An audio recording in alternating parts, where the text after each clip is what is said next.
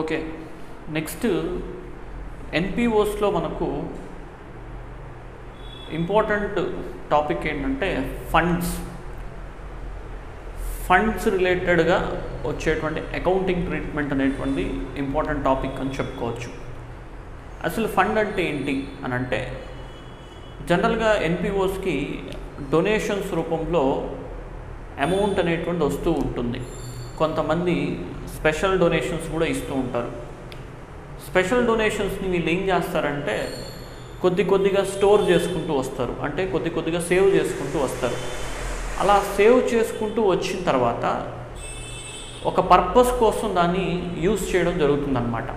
అలా ఒక పర్పస్ కోసం ఏదైతే అమౌంట్ని రిజర్వ్ చేసుకుంటూ వస్తారో ఆ రిజర్వ్ చేసినటువంటి వాల్యూనే ఫండ్ అని పిలవడం జరుగుతుంది. సో ఇప్పుడు ఇక్కడ అలా రిజర్వ్ చేసినటువంటి ఫండ్ ఏదైతే ఉందో దాన్ని ఖచ్చితంగా ఆ పర్పస్ కోసం యూజ్ చేయాలి తప్ప వేరే పర్పస్ కోసం యూజ్ చేయకూడదు. ఓకేనా, వేరే పర్పస్ కోసం యూజ్ చేయకూడదు. ఇప్పుడు అలాంటి దాన్నే మనం ఇక్కడ ఏమంటామంటే ఫండ్ బేస్డ్ అకౌంటింగ్ ట్రీట్మెంట్ అని చెప్పుకోవచ్చు. ఇప్పుడు మనకు ఎన్పిఓస్లో ఫండ్స్ ఎలాంటి ఫండ్స్ ఉంటాయంటే, సపోజ్ ప్రైజ్ ఫండ్ అని, బిల్డింగ్ ఫండ్ అని, టోర్నమెంట్ ఫండ్ అని, అదేవిధంగా లైబ్రరీ ఫండ్ అని, ఇట్లా ఫండ్స్ అనేటువంటి రావడం జరుగుతుంది. ఇది యాక్చువల్గా ఏంటంటే సిబిఎస్ఈ వాళ్ళకు చాలా ఇంపార్టెంట్. ఇంటర్మీడియట్ లెవెల్లో పెద్దగా అడగకపోవచ్చేమో కానీ సిబిఎస్ఈ వాళ్ళకు చాలా ఇంపార్టెంట్. బట్ ఇంటర్మీడియట్ వాళ్ళు కూడా నేర్చుకోవడం అనేటువంటిది మంచిది, ఎందుకంటే ఏదైనా విషయం తెలుసుకోవడం తప్పేం కాదు కదా. Okay, right. సో ఇప్పుడు ప్రాబ్లంలో మనకు ఈ ఫండ్ రిలేటెడ్ వాల్యూని ఎలా తీసుకోవాలి ఏంటి అనేటువంటి చూద్దాం. First of all opening fund value అంటే మన దగ్గర ఓపెనింగ్ ఫండ్ వాల్యూ ఉంటుంది. మన దగ్గర అంటే ఎన్పిఓ దగ్గర ఓపెనింగ్ ఫండ్ వాల్యూ ఉంటుంది. దానికి ఏం యాడ్ చేయాలి అని అంటే కరెంట్ ఇయర్లో రిసీవ్ అయినటువంటి donations for fund and any income on fund. Donations for fund or any income on fund అంటే ఫండ్కి రిలేటెడ్ ఏదైనా ఇన్కమ్ వచ్చిందనుకోండి, ఆ ఇన్కమ్ని యాడ్ చేసుకోవాలి. సపోజ్ టోర్నమెంట్ ఫండ్ ఉంది. టోర్నమెంట్ ఫండ్కి సంబంధించి ఏం చేస్తాము అని అంటే టోర్నమెంట్స్ కండక్ట్ చేస్తూ ఉంటారు. కండక్ట్ చేసినప్పుడు దానికి రిలేటెడ్గా కొన్ని అమౌంట్స్ అనేటువంటి రిసీవ్ చేసుకుంటాం. సో టోర్నమెంట్కి సంబంధించిన టోర్నమెంట్ ఫండ్కి సంబంధించిన టోర్నమెంట్ కండక్ట్ చేయడం కాదు, టోర్నమెంట్ ఫండ్ ఉందనుకుందాం. టోర్నమెంట్ ఫండ్ మనం ఏం చేస్తామంటే ఎక్కడైనా ఇన్వెస్ట్మెంట్ చేసామనుకుందాం. అలా ఇన్వెస్ట్ చేసిన తర్వాత దానిపైన ఇంట్రెస్ట్ అనేటువంటి రావడం జరుగుతుంది. అప్పుడు అది టోర్నమెంట్ ఫండ్ రిసీట్స్ అవుతుంది. సో ఆ ఫండ్ని ఎక్కడైనా ఇన్వెస్ట్మెంట్ చేయడం వల్ల మనకు రిసీట్స్ అనేటువంటి రావడం జరుగుతుంది, ఆదాయం అనేటువంటి రావడం జరుగుతుంది. అలా వచ్చిన ఆదాయాన్ని ఇక్కడ యాడ్ చేసుకోవాలి. సో మనకు ప్రాబ్లంలో ఖచ్చితంగా మెన్షన్ చేయాలి tournament fund receipts, prize fund receipts, building fund receipts అని స్పెసిఫిక్గా మెన్షన్ చేస్తేనే మనం తీసుకోవాలి. సో ఒక్కోసారి కన్ఫ్యూజన్ అవుతాం. ఇలా ఇచ్చాడు అనుకుందాం, టోర్నమెంట్ రిసీట్స్ అని, టోర్నమెంట్ ఫండ్ రిసీట్స్ అని ఈ రెండు ఇచ్చాడు అనుకుందాం. అప్పుడు ఈ పాయింట్, ఇక్కడ ఉన్నటువంటి పాయింట్ ఏది తీసుకోవాలి అంటే ఇది తీసుకోవాలి, ఇది తీసుకోకూడదు. మనకు టోర్నమెంట్ ఫండ్ రిసీట్సే ఇంపార్టెంట్, టోర్నమెంట్ రిసీట్స్ కాదు. టోర్నమెంట్ రిసీట్స్ వేరు, టోర్నమెంట్ ఫండ్ రిసీట్స్ వేరు. సో ఇదే మనం తీసుకోవాలి ఇక్కడ. ఓకేనా, రైట్. సో ఇప్పుడు ఇలా తీసుకున్న తర్వాత మొత్తం యాడ్ చేసుకుంటే ఇదేంటంటే ఓపెనింగ్ బ్యాలెన్స్ అంటే ఏంటంటే ప్రీవియస్ ఇయర్లో ఏదైతే ఫండ్ వాల్యూ క్లోజింగ్ వాల్యూ వచ్చి ఉంటుందో అది కరెంట్ ఇయర్కి ఓపెనింగ్ అయి ఉంటుంది. సో ఇలా వచ్చిన తర్వాత మనకి ఇక్కడికి టోటల్ అవైలబుల్ ఫండ్స్ అనేటువంటి రావడం జరుగుతుంది. ఆ ఇయర్లో అవైలబుల్ ఫండ్ వాల్యూ అనేటువంటి రావడం జరుగుతుంది. అందులో నుంచి ఫండ్కి రిలేటెడ్గా ఎక్స్పెన్సెస్ పెడతాం. అందులో నుంచి ఫండ్కి రిలేటెడ్గా ఏదైనా ఎక్స్పెన్సెస్ ఖర్చు పెట్టినప్పుడు ఆ ఖర్చుని ఏం చేయాలంటే మైనస్ చేయాలి. ఫండ్ రిలేటెడ్ ఎక్స్పెన్సెస్ ఇస్తాడు మనకు, అప్పుడు మనం ఏం చేయాలంటే దాన్ని మైనస్ చేయడం జరుగుతుంది అనమాట. సో దాన్ని మైనస్ చేసుకోవాలి. సో ఇప్పుడు మైనస్ చేసిన తర్వాత రిమైనింగ్ ఏదైతే వాల్యూ మిగులుతుందో ఆ వాల్యూని ఎలా తీసుకోవాలి అని అంటే చూడండి, if total available fund is more than expenses, then it is shown as liabilities in balance sheet. అంటే ఫండ్ వాల్యూ అనేటువంటిది ఎక్కువగా ఉంటే అప్పుడు మనం ఏం చేయాలి అంటే లయబిలిటీ సైడ్లో రికార్డ్ చేసుకోవాలి, దాన్ని బ్యాలెన్స్ షీట్ లయబిలిటీస్లో తీసుకోవాల్సి వస్తుందన్నమాట. సో ఒకవేళ if total available funds is less than the expenses, then it is debited to income and expenditure account. ఒకవేళ ఫండ్ తక్కువగా ఉంది, ఎక్స్పెన్సే ఎక్కువగా ఉంది, అలాంటి సందర్భంలో ఏం చేయాలి అని అంటే మనం దాన్ని ఇన్కమ్ అండ్ ఎక్స్పెండిచర్ అకౌంట్లో డెబిట్ సైడ్ రికార్డ్ చేసుకోవాలి. కారణం ఏంటి అని అంటే ఈ ఫండ్ అనేటువంటిది ఆ పర్పస్ కోసమే యూజ్ చేయాలి కదా. అలాంటప్పుడు ఇన్కమ్ అండ్ ఎక్స్పెండిచర్ అకౌంట్లో క్రెడిట్ వైపు చూపించాం అనుకోండి, దాని అర్థం ఏంటంటే దేనికైనా వాడుకోవచ్చు అని. Income and expenditure account credit side record చేస్తే దేనికైనా వాడుకోవచ్చు అని దాని అర్థం. కానీ లయబిలిటీస్లో చూపిస్తే ఖచ్చితంగా ఆ ఫండ్ అనేటువంటిది ఆ పర్పస్ కోసమే యూజ్ చేసుకోవాలి అని దాని అర్థం. అందువల్ల లయబిలిటీస్లో తీసుకోవడం జరుగుతుంది. మరి ఒకవేళ ఎక్స్పెన్స్ ఎక్కువైంది అనుకున్నాం, అప్పుడు అసెట్లో రికార్డ్ చేయాలి కదా సార్ అనేటువంటి మీకు డౌట్ రావచ్చు. కానీ ఎక్స్పెన్సెస్ ఎక్కువైనప్పుడు దాని యొక్క ఎక్స్పైరీ పీరియడ్ అయిపోతుంది. సో ఇప్పుడు ఫర్ ఎగ్జాంపుల్ టోర్నమెంట్ కండక్ట్ చేయడానికి ఫండ్ జనరేట్ చేసినాం, ఒక 10,000 ఫండ్ వచ్చింది. కానీ టోర్నమెంట్ కండక్ట్ చేసిన తర్వాత దాని ఎక్స్పెన్సెస్ 12,000 అయింది. ఇప్పుడు 2,000 రూపాయలు అడిషనల్ ఎక్స్పెన్సెస్ అయింది కదా. ఆ అడిషనల్ ఎక్స్పెన్సెస్ని ఏం చేయాలి అని అంటే ఇన్కమ్ అండ్ ఎక్స్పెండిచర్ అకౌంట్లో డెబిట్ వైపు రికార్డ్ చేయాలి. కారణం ఏంటి అని అంటే ఎక్స్పెన్స్ ఎందుకు debit side income and expenditure account తీసుకోవాలి, టోర్నమెంట్ కండక్ట్ చేసేసినాం, దానికి ఎక్స్పెన్స్ అయిపోయింది, ఇంకా దాని యొక్క ఎక్స్పైరీ పీరియడ్ అయిపోతుంది, మళ్ళీ దాని నుంచి మనకి ఏం అసెట్ రాదు కదా. అందువల్ల ఆ ఎక్స్పెన్సెస్ని ఇన్కమ్ అండ్ ఎక్స్పెండిచర్ అకౌంట్లో డెబిట్ వైపు రికార్డ్ చేసుకుంటాం. Okay right. సో ఇది one of the important point in one of the important topic. Please video pass చేసి నోట్ చేసేసుకోండి. నెక్స్ట్ మనం ప్రాబ్లమ్స్కి వెళ్ళిపోదాం.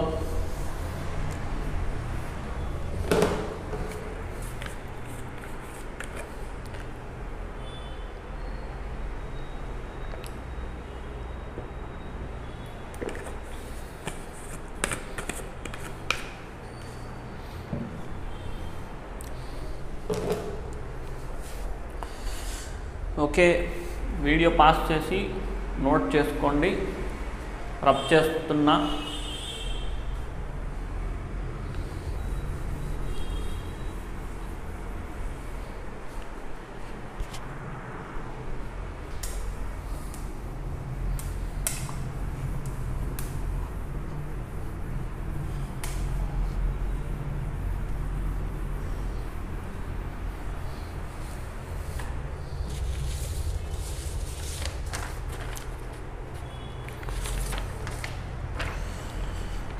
ఓకే, నేను ఈ క్వశ్చన్ అనేటువంటిది ఎక్కడి నుంచి తీసుకుంటున్నాను అంటే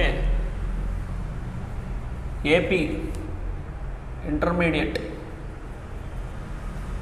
మార్చ్ 2018లో ఇచ్చినటువంటి ప్రాబ్లం, దీన్ని తీసుకుంటున్నాను. Okay right. సో చూద్దాం.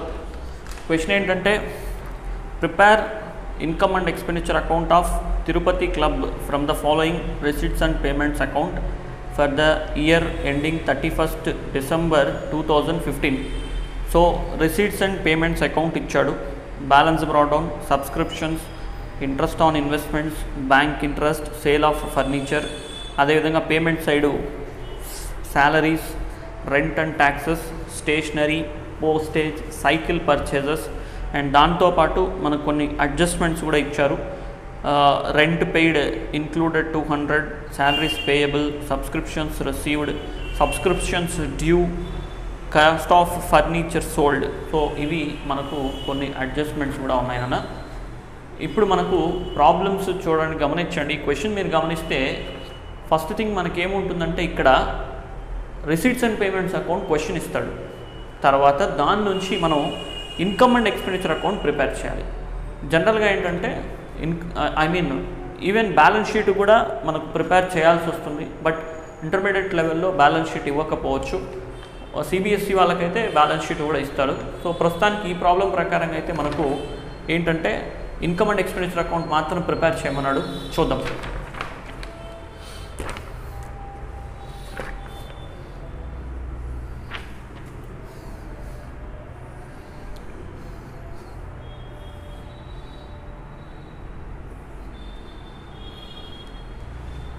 So income and expenditure account of Tirupati club for year ending 31st December 2015. So 31st December 2015. So ఒక్కసారి రూల్స్ గుర్తు తెచ్చుకుందాం. మనకు ఇది నామినల్ అకౌంటింగ్ రూల్ ప్రకారంగా రికార్డ్ చేయాలి. So expenditure debit side record చేస్తాం, ఇన్కమ్స్ మొత్తము కూడా క్రెడిట్ సైడ్ రికార్డ్ చేయడం జరుగుతుంది.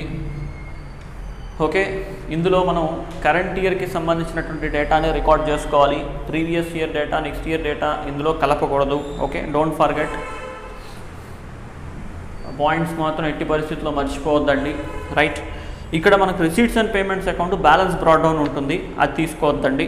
నెక్స్ట్ నేను ఇచ్చేసిన సజెషన్ ఏంటంటే, మీరు అడ్జస్ట్మెంట్స్ చూసి అడ్జస్ట్మెంట్స్ ఏవైతే ఉంటుందో దానికి రిలేటెడ్గా రిసీట్స్ అండ్ పేమెంట్స్ అకౌంట్లో స్టార్ మార్క్ పెట్టుకోండి. ఇప్పుడు సపోజ్ అడ్జస్ట్మెంట్లో సబ్స్క్రిప్షన్స్ ఉందనుకుందాం, సబ్స్క్రిప్షన్స్ దగ్గర ఒక స్టార్ మార్క్ పెట్టండి. రెంట్ పెయిడ్ అని ఉంది, దానికి రిలేటెడ్గా అడ్జస్ట్మెంట్ ఉంది, రెంట్ దగ్గర స్టార్ మార్క్ పెట్టండి. ఎందుకు స్టార్ మార్క్ పెట్టమంటున్నానంటే, మనకు ఆ పాయింట్ రాసేటప్పుడు ఓకే దీనికి రిలేటెడ్ అడ్జస్ట్మెంట్ ఉంది అని ఒక గుర్తు అని ఒక రికగ్నైజేషన్ మనకి రావడం జరుగుతుంది అనమాట. అప్పుడు ప్రాబ్లం మిస్ అవ్వకుండా ఈజీగా చేసేయవచ్చు. సో జాగ్రత్తగానండి. రైట్, ఇందులో రెవెన్యూకి సంబంధించింది రికార్డ్ చేయాలి, క్యాపిటల్కి సంబంధించింది రికార్డ్ చేయకూడదు. Okay, right.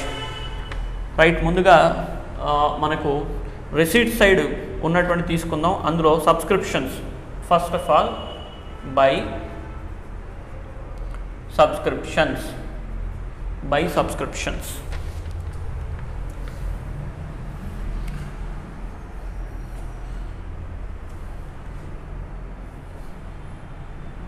So receipts and payments అకౌంట్లో సబ్స్క్రిప్షన్స్ ఎంత ఉంది అని అంటే 6,600 రూపీస్ ఉంది, 6,600 ఉంది. ఇందులో అక్కడే మనకు ఒక పాయింట్ ఇచ్చాడు, ఇంక్లూడింగ్ ₹700 ఫర్ 2016 అన్నాడు. ప్రాబ్లం మనకు 2015 ఎండింగ్, కానీ అక్కడ ఏం చెప్పాడు, ఇంక్లూడింగ్ ₹700 ఫర్ 2016కి సంబంధించింది ఇక్కడే రిసీవ్ చేసుకున్నాడంట. అంటే దాని అర్థం దాన్ని మనం ఏం చేయాలి, తీసేయాలి. ఎందుకు, అది 2016కి సంబంధించింది కాబట్టి. 2015 అయితే దాన్ని అలానే వదిలేయాలి, కానీ 2016 దాంట్లో కలిసింది కదా, కాబట్టి మైనస్ చేయాలి. సో మైనస్ రిలేటెడ్ టు 2016 ఎంత అంటే 700 తీసేసి 5,900. ఇంకా ఉన్నాయి.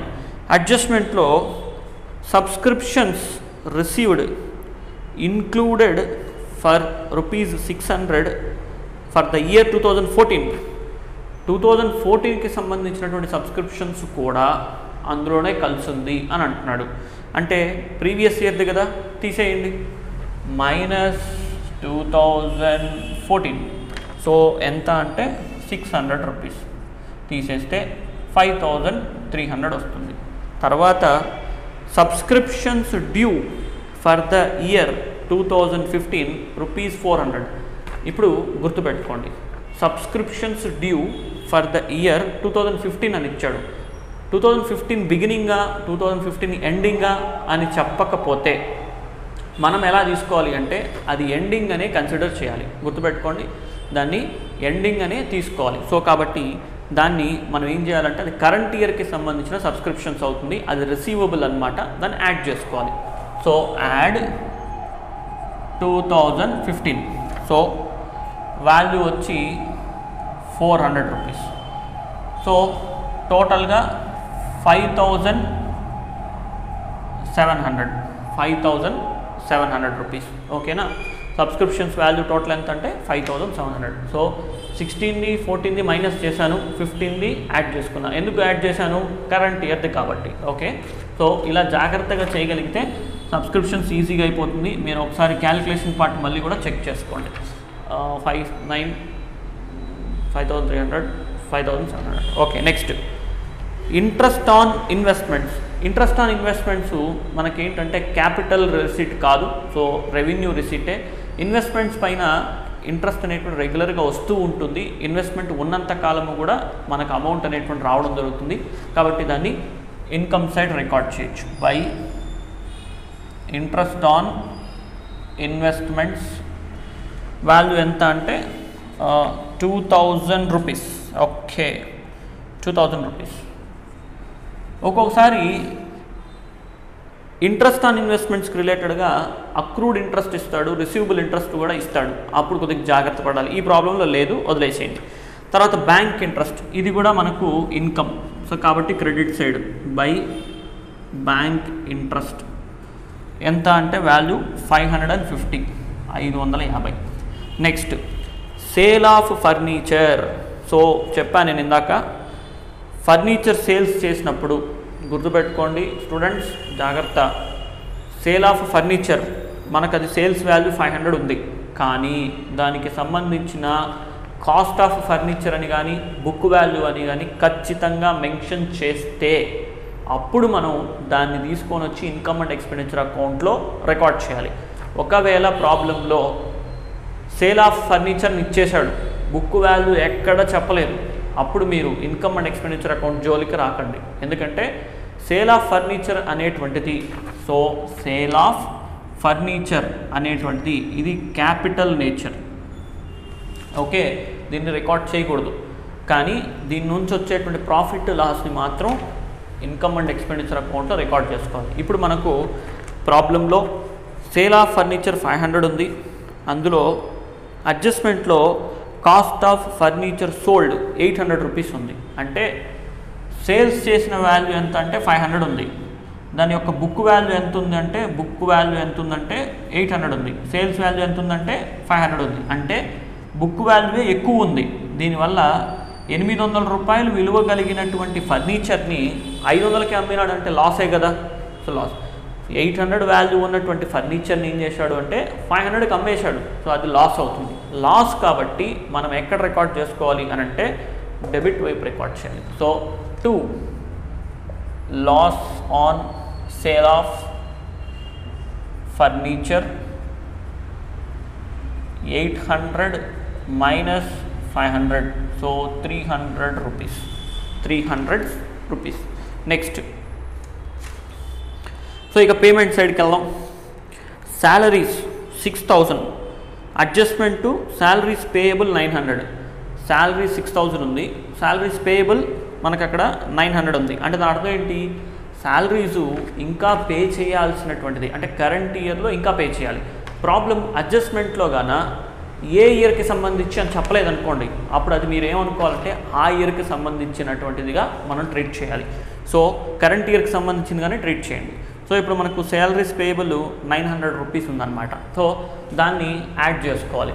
సో 2 శాలరీస్ 6000 ప్లస్ పేయబుల్ 900, టోటల్గా 6900.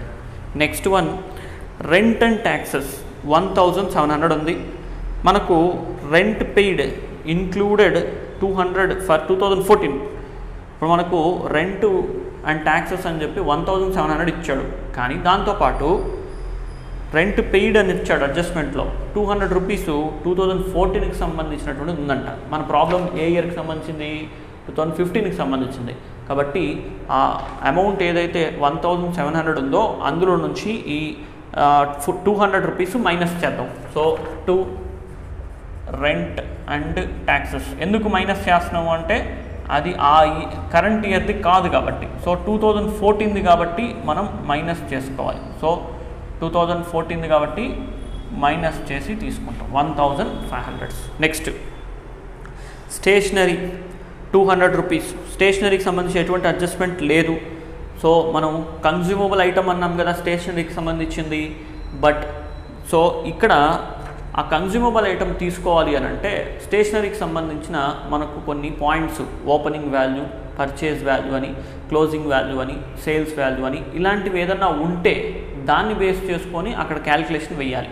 ఒకవేళ ప్రాబ్లంలో ఏమీ చెప్పలేదు, ఉత్త స్టేషనరీ ఉంది, దానికి రిలేటెడ్ అడ్జస్ట్మెంట్స్ ఏమీ లేదనుకోండి, అప్పుడు సింపుల్గా దాన్ని తీసుకొని వచ్చి income and expenditure account debit side సింపుల్గా రాసేసేయండి. 2 స్టేషనరీ.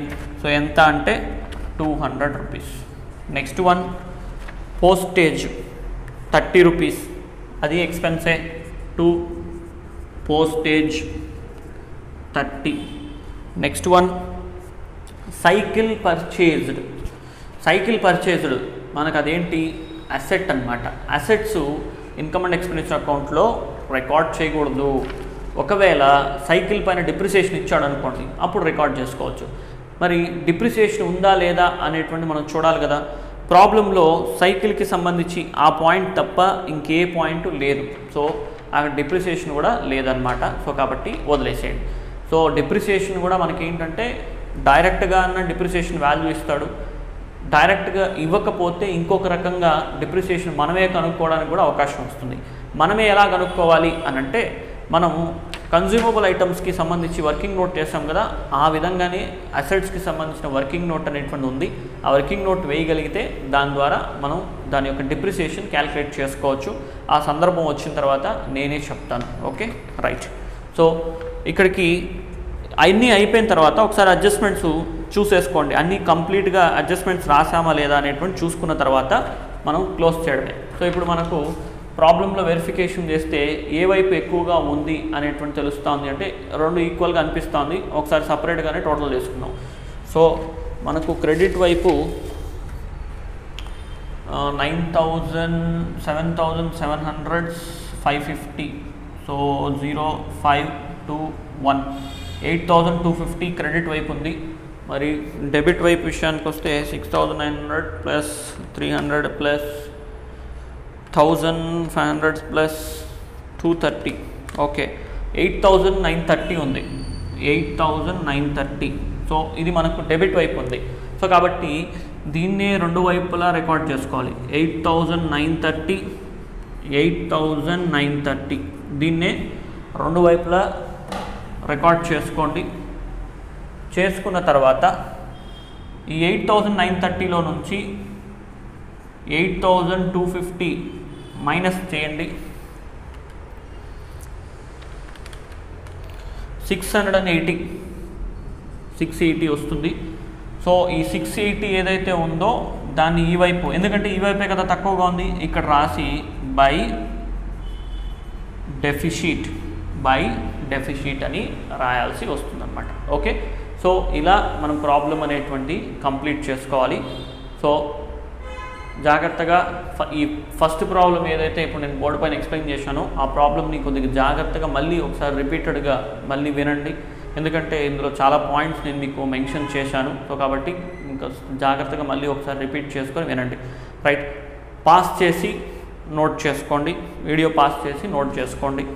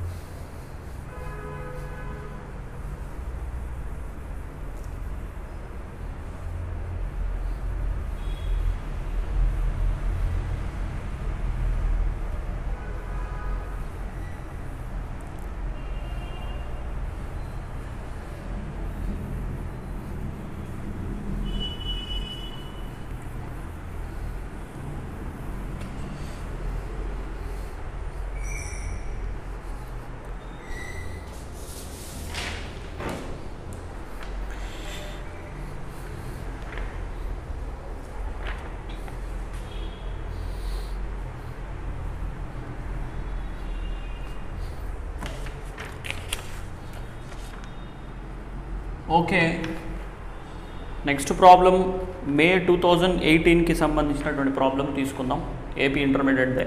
అండ్ నా చిన్న రిక్వెస్ట్, దయచేసి మీ ఫ్రెండ్స్ ఎవరన్నా ఉంటే కాస్త రెఫర్ చేయండి. సో క్వాలిటీ ఎడ్యుకేషన్ అనేటువంటిది తీసుకుంటే ఎంతో better.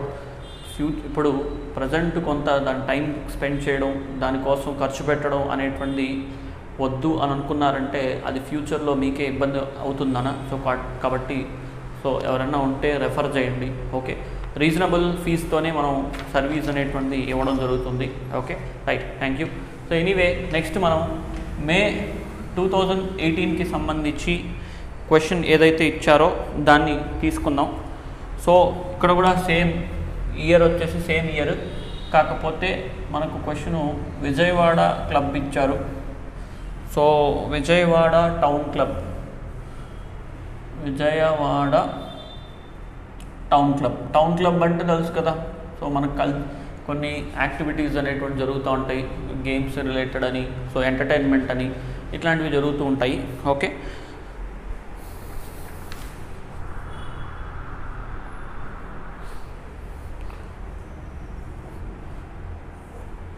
Okay, right. So question చూద్దాం. Vijayawada town club provided receipts and payments account for the year ending 31st December 2015. Prepare income and expenditure account. So receipts account, receipts, payment. మనకు receipt side కొన్ని ఉన్నాయి, payment side కొన్ని ఉన్నాయి. So ఏమేమి ఉన్నాయంటే subscriptions, interest, old furniture, entrance fees, అదేవిధంగా salaries, rent, stationery, government bonds. So and దీంతోపాటు adjustments చాలా సింపుల్గానే ఇచ్చారు ప్రాబ్లంలో. సో చూద్దాం మరి. సో ముందుగా ఇన్కమ్ సైడ్కి వెళ్దాం. సబ్స్క్రిప్షన్స్ మనకు 13,000 ఇచ్చారు. అడ్జస్ట్మెంట్స్ ఏంటంటే సింపుల్గా 1,000 rupees subscriptions include 1,000 rupees received for last year అన్నాడు.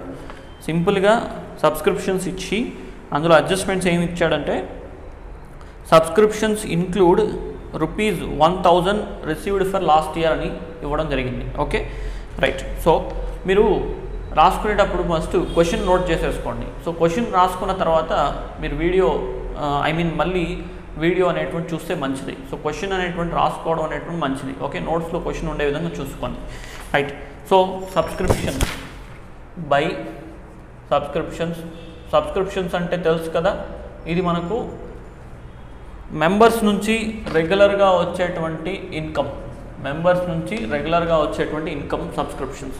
సో బై సబ్స్క్రిప్షన్స్, దీంట్లో లాస్ట్ ఇయర్కి సంబంధించిన సబ్స్క్రిప్షన్స్ కలిసి ఉందంట. సో అందువల్ల మనం ఏం చేయాలి అంటే లాస్ట్ ఇయర్ది మైనస్ చేయాలి. ఎంత ఇచ్చాడంటే 1,000 రూపీస్ ఇచ్చాడు. దాన్ని మైనస్ చేస్తే సో 13,000లో నుంచి 1,000 మైనస్ చేస్తే మిగిలింది ఎంత అంటే 12,000. ఇంకంతకు మించి అక్కడ సబ్స్క్రిప్షన్ సంబంధించి ఎటువంటి అడ్జస్ట్మెంట్ లేదు. నెక్స్ట్ ఇంట్రెస్ట్ ఇచ్చాడు.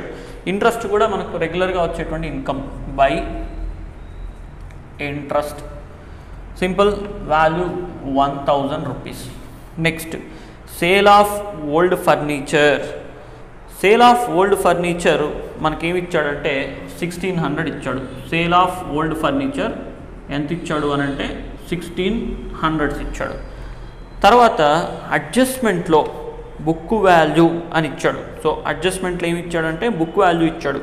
బుక్ వాల్యూ ఎంత ఇచ్చాడు అని అంటే బుక్ వాల్యూ 2,000 ఇచ్చాడు. ఇప్పుడు దీని అర్థం ఏంటి, 2,000 రూపీస్ ఉన్నటువంటి ఫర్నిచర్ని 1,600కి అమ్మేశాడు. అంటే 400 ఏంటి, లాస్. కాబట్టి దాన్ని డెబిట్ వైపు to loss on sale of furniture అని రాసుకోండి. 2,000 మైనస్ 1,600, సో ఎంత అవుతుంది అంటే 400 rupees. Next entrance fees. So ఈ ఎంట్రన్స్ ఫీజ్ విషయానికి వస్తే దీన్నే అడ్మిషన్ ఫీజ్ అని కూడా అంటాం. Entrance fee or admission fees. So మనకు ఈ అడ్మిషన్ ఫీజ్ అనేటువంటి ప్రాబ్లంలో ఇచ్చి, అంటే రిసీట్స్ అండ్ పేమెంట్స్ అకౌంట్లో ఇచ్చి దానికి రిలేటెడ్ అడ్జస్ట్మెంట్స్ ఏమైనా చెప్పారా లేదా చూసుకోవాలన్నా. సో ప్రాబ్లంలో అడ్జస్ట్మెంట్లు ఏం చేస్తారంటే కొన్ని సందర్భాల్లో entrance fee have to be capitalised అంటాడు, లేదా half of the entrance fee capitalised అంటాడు, లేదా 50% ఎంట్రన్స్ ఫీస్ క్యాపిటలైజ్డ్ అంటాడు. అలా ఇచ్చారా లేదా అనేటువంటి చూసుకోవాలి. ఎందుకంటే కొంత పోర్షను దాని క్యాపిటల్ నేచర్ కిందకి తీసుకుంటాడు, కొంత పోర్షన్ రెవెన్యూ నేచర్ కిందకి తీసుకుంటాడు. ఈ ప్రాబ్లంలో మనకు ఏమీ చెప్పలేదు. అలా చెప్పలేదు అంటే అది మనకు రెవెన్యూ నేచర్గానే మనం ట్రీట్ చేయాలి. సో దాన్ని ఏం చేస్తాము అని అంటే credit side by entrance fee ఎంత అంటే వాల్యూ 8,000 రూపీస్, 8,000 రూపీస్. నెక్స్ట్ తర్వాత నెక్స్ట్ వన్ ఏంటంటే ఇక రిసీట్ సైడ్ అయిపోయినాయి, పేమెంట్స్కి వెళ్దాం. శాలరీస్ ఇచ్చాడు, శాలరీస్కి సంబంధించి ఎటువంటి అడ్జస్ట్మెంట్ లేదు. సో నేరుగా రాసేద్దాం. To salaries 16,000. తర్వాత రెంట్కి సంబంధించి అడ్జస్ట్మెంట్ ఉంది. ఇక్కడ రెంట్ 3,000 రూపీస్ ఉంది. అడ్జస్ట్మెంట్ ఏముందంటే 600 పెయిడ్ ఫర్ లాస్ట్ ఇయర్ అన్నాడు. అంటే రెంట్ రిలేటెడ్ వాల్యూ ఏదైతే ఉందో అందులో 600 రూపీస్ లాస్ట్ ఇయర్కి సంబంధించిన రెంట్ ఉందంట. అందువల్ల నేను ఏం చేయాలి, మైనస్ చేయాలి.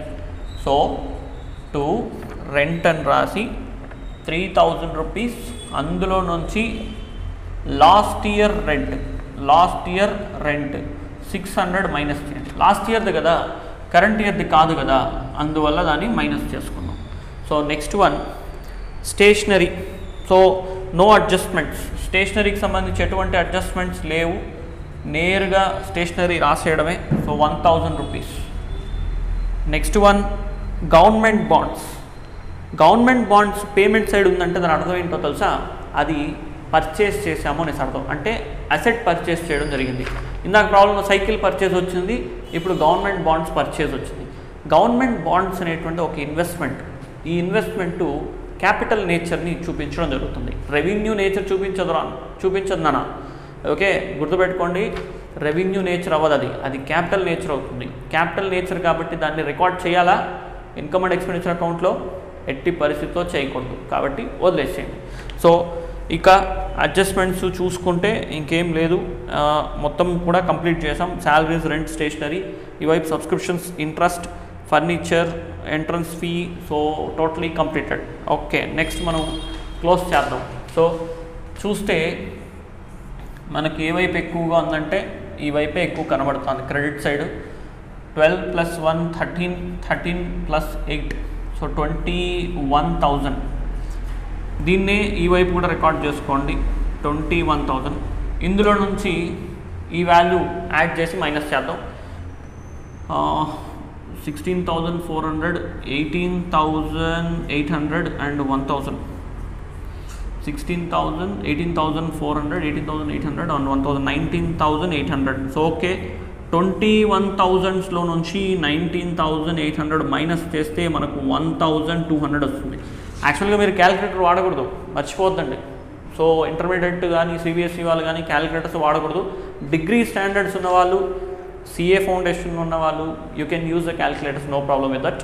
So don't forget that. నేను యాక్చువల్గా ఇందాక క్యాలిక్యులేటర్ యూజ్ చేశాను ప్రాబ్లం త్వరగా అయిపోవాలని, అంతేగాని మీరు మాత్రం క్యాలిక్యులేటర్ దయచేసి వాడద్దండి.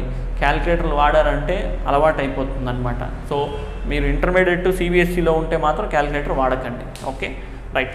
సో 1,200 అది ఇక్కడ రికార్డ్ చేసుకొని దీన్ని ఏమని రాయాలి అంటే నథింగ్, సర్ప్లస్.